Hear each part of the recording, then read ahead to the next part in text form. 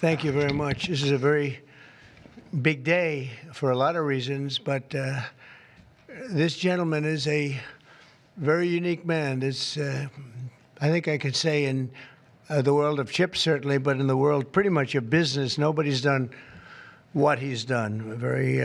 For those of you that are into that world, you would say, wow, he's a legend, but he is a legend, and it's an honor to be with you. Very great honor. Thank you very much. Mr. President. Thank you very much. Welcoming from TSMC, which is the biggest there is at a level that you can't even calculate, frankly. C.C. Wei to the White House for a very historic announcement. This is a tremendous thing for our country and hopefully for his company. We're also pleased to be joined by Commerce Secretary Howard Lutnick and White House AI and the crypto czar David Sachs, another two very highly respected people. It's great to have you guys involved. And David, thank you very much for coming on. David is sort of the king of intellect in that world. We have some good people. Today, Taiwan Semiconductor is announcing that they will be investing at least $100 billion in new capital in the United States over the next short period of time to build state-of-the-art semiconductor manufacturing facilities. I think mostly it's going to be in Arizona, which is what I understand, which is a great state. I like it because I won it, but I won most of them, actually. But we won it, and we won it big. The most powerful AI chips in the world will be made right here in America, and it'll be a big percentage of the chips made by his company. But as you know, they're based mostly in Taiwan, and they're far and away the biggest. There's nobody even close. This $100 billion in new investment will go into building 5 cutting-edge fabrication facilities in the great state that we just discussed, Arizona, and will create thousands of jobs, many thousands of jobs, and they're high-paying jobs. In total, today's announcement brings Taiwan Semiconductor investments to about $165 billion they've started already. Among the largest new foreign direct investments in the United States, Apple, as you know, made a big announcement last week of $500 billion, and we have some others that have announced. We have many that want to announce, but I don't have time to do all of these announcements, I tell you. But for you, I'm doing the announcement. Thank you. This will create hundreds of billions of dollars in economic activity and boost America's dominance in artificial intelligence and beyond. Semiconductors are the backbone of the 21st century economy, and really, without the semiconductors, there is no economy. Powering everything from AI to automobiles to advanced manufacturing, and we must be able to build the chips and semiconductors that we need right here in American factories with American skill and American labor, and that's exactly what we're doing. As you know, Taiwan pretty much has a monopoly on that market, and I think pretty much is not a term that's even appropriate. They do have a monopoly, and this is a tremendous move by the most powerful company in the world. It's a matter of economic security. It's also a matter of national security for us. And at the same time, Mr. Wei will be able to diversify and have a tremendous presence in another place, and a very safe place. And I want to thank Taiwan Semiconductor for doing the announcement. And I'd like to ask Mr. Wei to say a few words, if you might. And I'd also like to ask Howard and David, you can say a couple of words, but maybe you should go first, because right now he's the most important man in the room. I'm sorry, fellas. Please. Thank you very much. Thank you. Great Mr. honor. President. Thank you. I'm a little bit nervous, so I have to pull out my piece of paper. Mr. President, Secretary Lutnick, and David, I didn't know that your title. But, okay. First, I want to say thank you to Mr. President to give me this opportunity to announce our big project in the U.S. TSMC is the world's largest chip manufacturing, funded by Dr. Morris Chang in 1987. is now at the forefront of semiconductor technology, supporting AI advancement and industry growth. In fact, I would like to wind back the time that in 2020, we have to thank President Trump's vision and his support. So TSMC started the journey of establishing the advanced chip manufacturing in Arizona.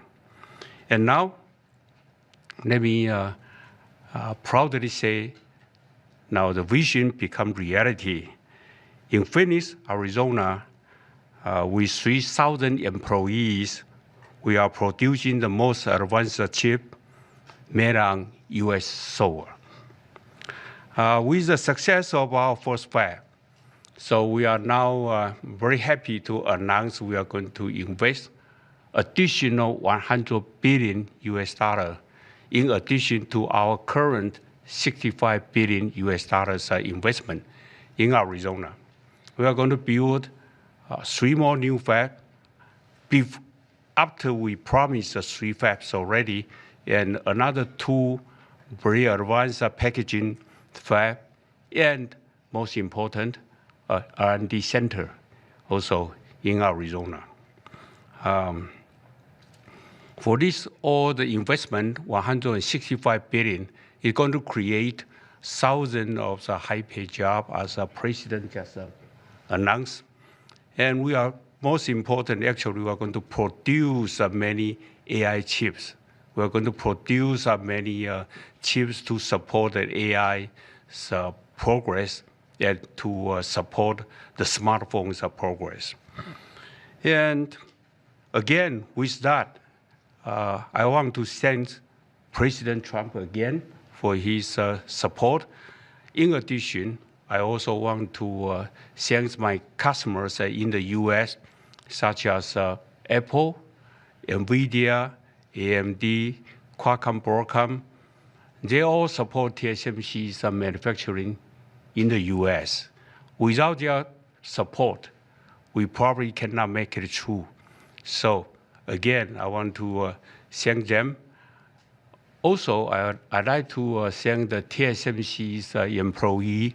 Without their effort, we just cannot make it today. That's all I want to say, and thank you. Thank you. That's good. Thank you very much. Howard, please, David. Sure. Thank you. So I'm thrilled to be here today because President Trump has made it a fundamental objective to bring semiconductor chip manufacturing home to America. Under the Biden administration, TSMC received a $6 billion grant, and that encouraged them to build $65 billion. So America gave TSMC 10% of the money to build here.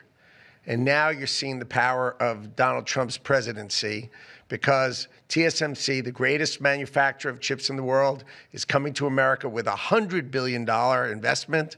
And of course, that is backed by the fact that they can come here because they can avoid paying tariffs. So the idea is come to America, build greatness in America, build for the American customers, the Apple, NVIDIA, that whole list that Chairman Wei gave in order to bring production to America. So we're really, really excited. This continues the most incredible path you've ever seen in these first weeks and months of the Trump administration of incredible manufacturing coming to America. The keys that the president has called out are coming here. They're coming here in huge size because they want to be in the greatest market in the world, and they want to avoid the tariffs that if they're not here, they'd have to suffer.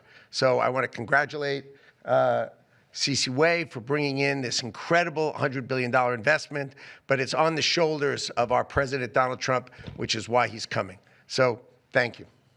Thank you. David? Thank you, sir. Well, the products that TSMC makes are literally the most important products in the world. I mean, these advanced chips power everything. They power AI, they power your phone, they power your cars.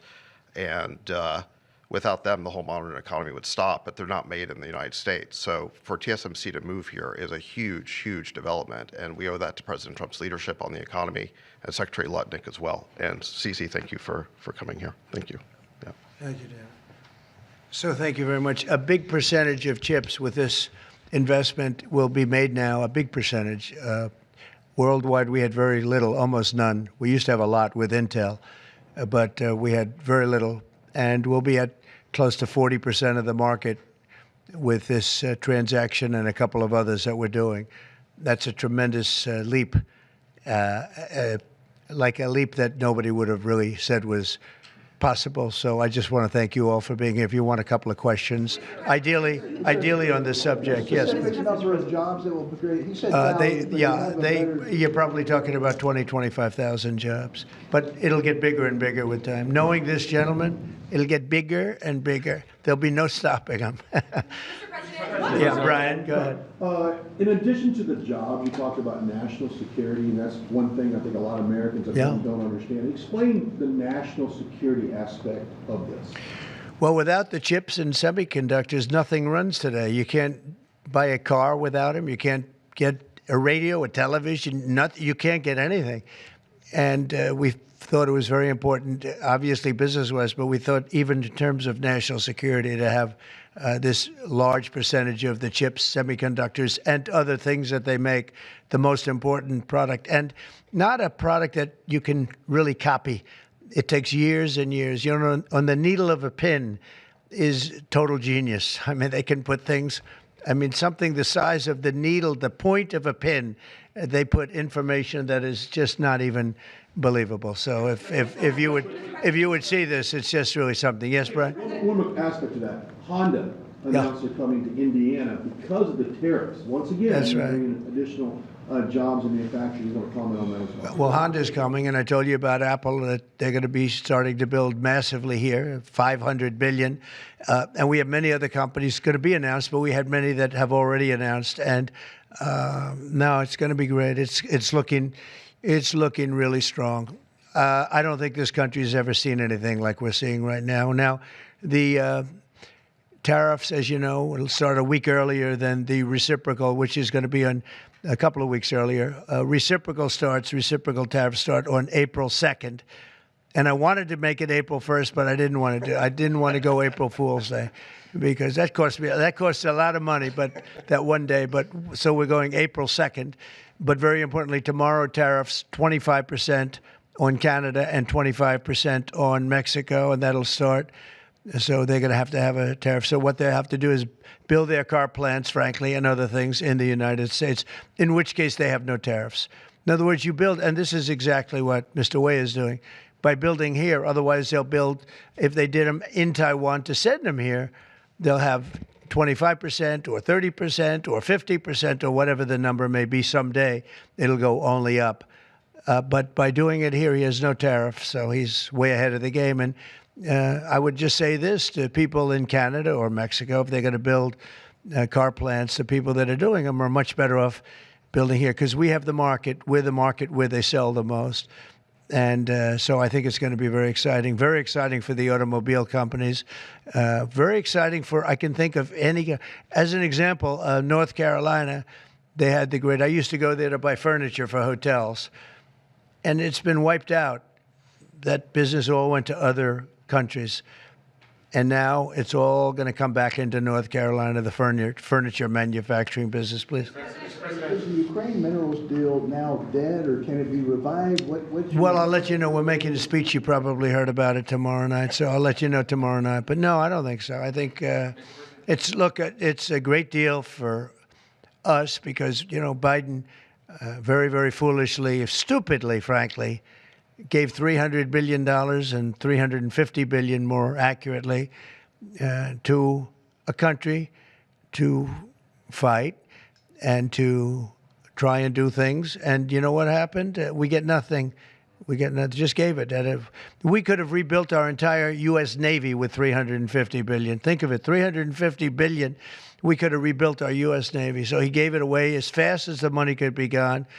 And what we're doing is getting that all back, and a lot more than that. And we need It's very important for this business that we're talking about here with chips and semiconductors and everything else. We need rare earths. And the deal we have is we have the finest rare earths that you can. Mr. President, what do you need to see from President Zelensky to restart these negotiations? Well, I just think he should be more appreciative because this country has stuck with them through thick and thin. We've given them much more than Europe, and Europe should have given more than us because, as you know, that's right there. That's the border.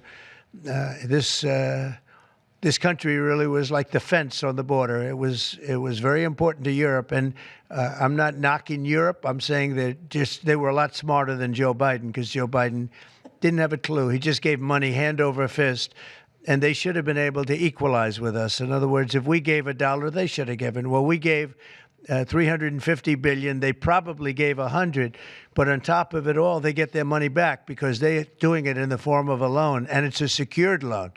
So when I saw that, which I've known about for a little while, I said it's time for us to be smart. At the same time, it's great for them because they get us in the country taking the rare earth, which is going to fuel this big engine, and especially the engine that we've in a very short time created, and we get something, and we're there. We have a presence there. With all of that being said, I want one thing to happen. I want all of those young people to stop being killed. They're being killed by the thousands every single week. Last week, 2,700 were killed. 2,700 young, in this case, just about all young boys from Ukraine and from Russia. And that's not young people from the United States, but it's on a human basis. I want to see it stop. The money is one thing, but the death. And they're losing thousands of soldiers a week.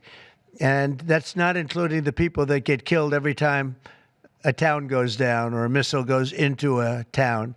And I want to see it stop. Yes. Are you considering canceling military aid to Ukraine? And can we get a reaction to what the Kremlin just said, that your administration is bringing U.S. worldview in alignment with Moscow's? So this is a deal that should have never happened. This is a deal that would have never happened. And it didn't happen for 4 years. It didn't happen. It was never even close to happening. If I were president, it would not have happened. And October 7th would not have happened in Israel. And inflation wouldn't have happened. And Afghanistan, disastrous. The way they withdrew, not the fact that they withdrew, but the way they withdrew would have never happened. And we would have had Bagram right now instead of China having it. It was 1 hour away from where China makes their nuclear weapons. We would have kept Bagram, with one of the biggest air bases in the world. All of these things happened, and it's a shame. But it is what it is, and now we're here. I want to see it end fast. I don't want to see this go on for years and years. Now, President Zelensky supposedly made a statement today in AP. I'm not a big fan of AP, so maybe it was an incorrect statement, but he said he thinks the war's going to go on for a long time. And he better not be right about that. That's all I'm saying. This project, could this minimize the impact of the U.S. with chips should China decide to isolate Taiwan or China decide to take Taiwan? Well, it's a very interesting point. It's a great question, actually, but this would certainly, I can't say minimize. That would be a catastrophic event, obviously, but it will at least give us a position where we have, in this very, very important business, we would have a very big part of it in the United States. So it would have a big impact if something should happen with Taiwan. Russian sanctions. Are you looking at relieving Russian sanctions if there is a peace deal? Well, we're going to make deals with everybody to get this war, including Europe and European nations. And they've acted very well. You know, they're good people. I know most of them are friends of mine. The heads of state, the heads of the various countries, prime ministers from the different. I got four prime ministers and 5 presidents called me over the last 2 days, and they want to work it out. They want to get it worked out. And I think they're also, you know, they're talking money, but the money is less important than the deaths. We're talking thousands of young people a week. And people would say, why do I care about Ukraine, young people? Why do I care about, and not all young, but they're pretty young. You know, Ukraine is running a little bit low, and they're getting older. They're recruiting older people. It's a very, very sad thing that's happening over there, and we want to get it finished. We want to stop the death. tariffs, is there any room left for Canada and Mexico to make a deal before midnight? And should we expect those Chinese tariffs, the extra 10%, to take No effect? room left for Mexico or for Canada. No, the tariffs, they're all set. They go into effect tomorrow. Mr. President, just to follow up on my colleague's question. And just so you understand, vast amounts of fentanyl have poured into our country from Mexico, and as you know, also from China, where it goes to Mexico and goes to Canada. And China also had an additional 10, so it's 10 plus 10. And it comes in from Canada and it comes in from Mexico, and that's a very important thing to say. Yeah, please, go ahead. Have you decided if you're going to suspend military aid to Ukraine? Have you made that decision? Well, I haven't even talked about that right now. I mean, right now, we'll see what happens. A lot of things are happening right now as we speak. I mean, literally as we speak. I could give you an answer and go back to my office, the beautiful Oval Office. I could go back into the Oval Office and find out that the answer is obsolete. It's like his business. It's obsolete. You come up with a new chip and it's obsolete about 2 minutes later, right? But that's what's good about his business. That's why he's the only one that's successful in it. But to follow up on my colleague's question, from Russia saying that your foreign policy is largely in line with their vision, should that be concerning to Americans? said what? Should that be concerning to Americans? Read the statement. That Russia says that your administration's foreign policy is, quote, largely in line with their vision. Well, I'll tell you what, I think it takes two to tango, and you're going to have to make a deal with Russia, and you're going to have to make a deal with Ukraine. You're going to have the assent, and you're going to have the consent from the European nations, because I think that's important, and from us. I think everybody has to get into a room, so to speak, and we have to make a deal. And the deal can be made very fast. It should not be that hard a deal to make. It can be made very fast. Now, maybe somebody doesn't want to make a deal. And if somebody doesn't want to make a deal, I think that person won't be around very long. That person will not be listened to very long, because I believe that Russia wants to make a deal. I believe certainly the people of Ukraine want to make a deal. They've suffered more than anybody else. We talk about suffering.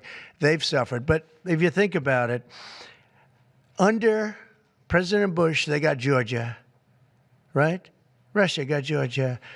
Under President Obama, they got a nice big submarine base, a nice big chunk of land where they have their submarines. You know that, right? Crimea.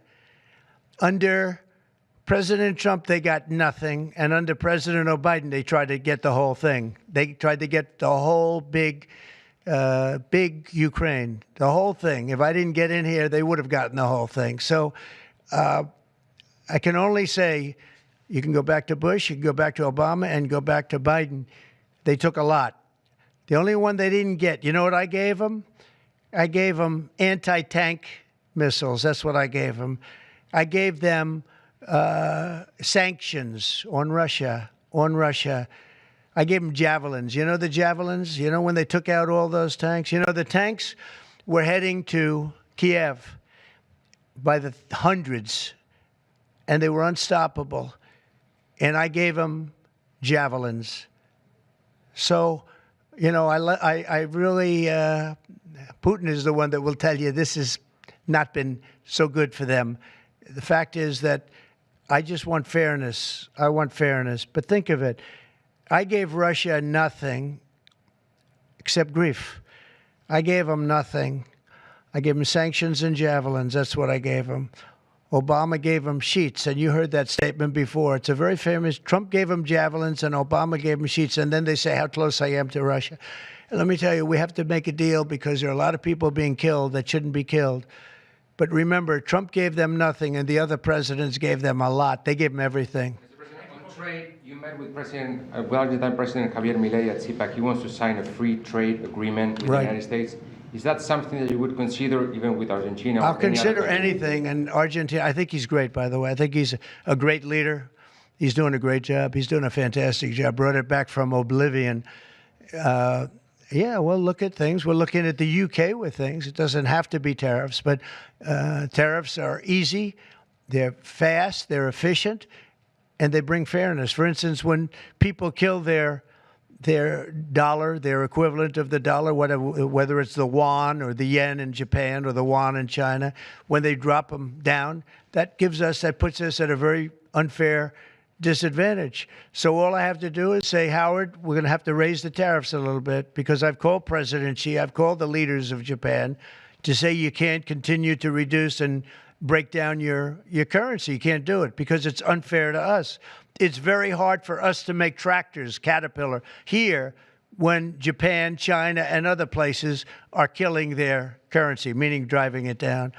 So all of these things add up.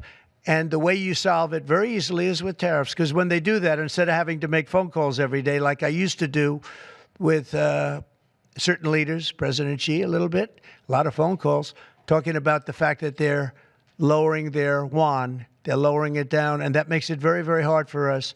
So this way I just say, look, let them do that, and we make up for it with the tariffs. But Will you be speaking with Mexican President Claudia Sheinbaum about China? yeah, sure, I will. I have a lot of respect for her. I have a lot of respect for her.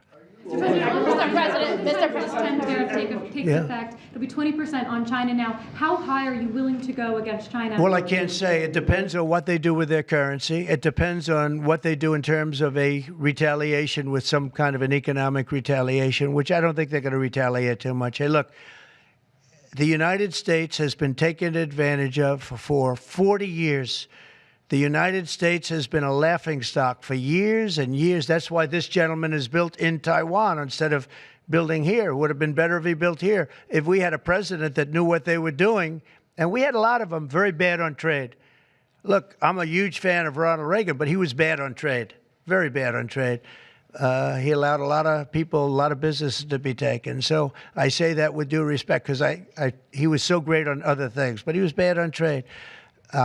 We are setting records right now, records like nobody has ever seen before. When you have companies like this coming in, and almost 40% of their company in one signature is going to be devoted to what he does, which is one of the most important businesses in the world. That's an unbelievable thing. When Apple now is going to start building all of their plants here, all because of what we've done in terms of, it's not because he likes me or they like me. They don't probably like me at all. I don't know. I think he likes me a little bit at least. But you know what? It's the incentive we created, or the negative incentive. I mean, it's going to be very costly for people to take advantage of this country. They can't come in and steal our money and steal our jobs and take our factories and take our businesses and expect not to be punished. And they're being punished by tariffs. It's a very powerful weapon that politicians haven't used because they were either dishonest, stupid, or paid off in some other form. And now we're using them. Say it. Have you spoken with President Xi about this? I don't want to tell you that. Thank you very much, everybody. Thank you. Thank you very much. Running for New York City mayor. Will people who don't respond to the emails be fired?